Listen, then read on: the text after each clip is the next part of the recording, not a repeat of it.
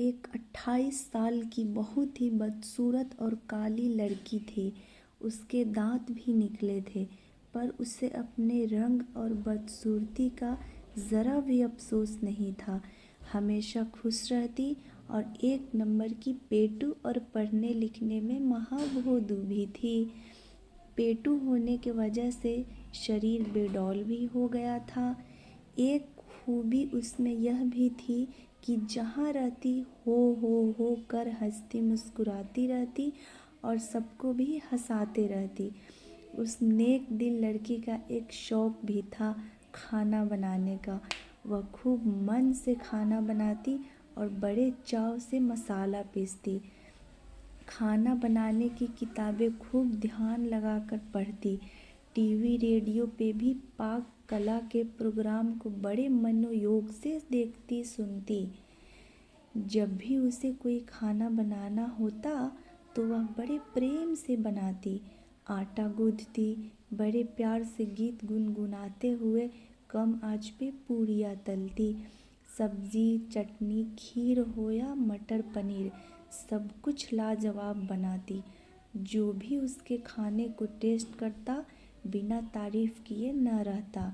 उसने पाक कला में अद्भुत और असाधारण प्रतिभा हासिल कर ली थी, पर वह मनहूस थी।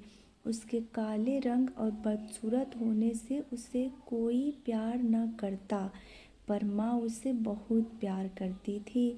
आज तक माँ ने उसे डांटा तक नहीं था और वह भी माँ से बहुत प्यार करती थी।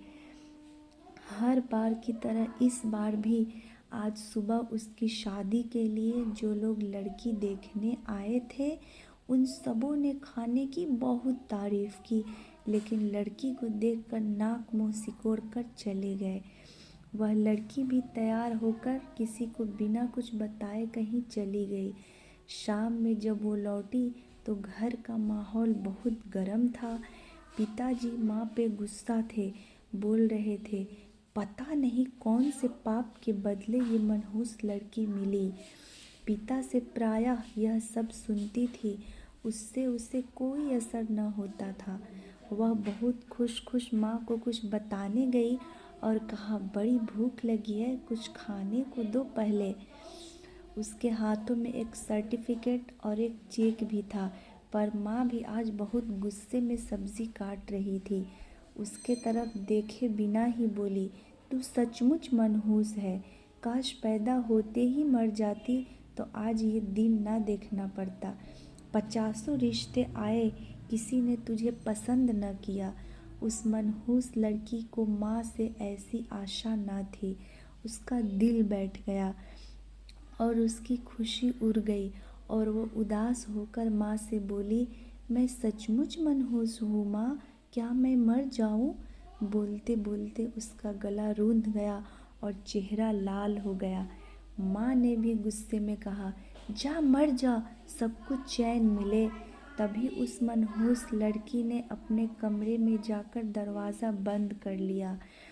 थोड़ी देर बाद जैसे ही माँ को अपनी गलती का एहसास हुआ, वो दौड़ती हुई उसके कमरे की तरफ गई। आवाज़ देने पर भी दरवाज़ा जब नहीं खुला तो माँ ने ज़ोर से धक्का दिया। तेज़ धक्के से जैसे ही दरवाज़ा खुला, माँ ने देखा सामने दुपट्टे के सहारे जीभ बाहर निकले उस लड़की, मनहूस काली लड़की की लाश झूल रही थी। वहीं पर एक चिट्ठी, सर्टिफिकेट और 1 लाख का चेक रखा था, जिसमें लिखा था, माँ, मैंने आज तक तुम्हारा कहना माना है। आज तुमने मरने को बोला, ये भी मान रही हो। अब तुम मनहूस लड़की की माँ नहीं कहलाओगी।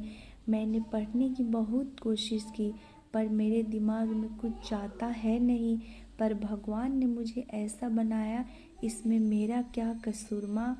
मुझे सबने काली, मनहूस, भोंदू सब कहा, मुझे बुरा न लगा, पर तुम्हारे मुँह से सुनकर मुझे बहुत बुरा लगा मेरी प्यारी माँ।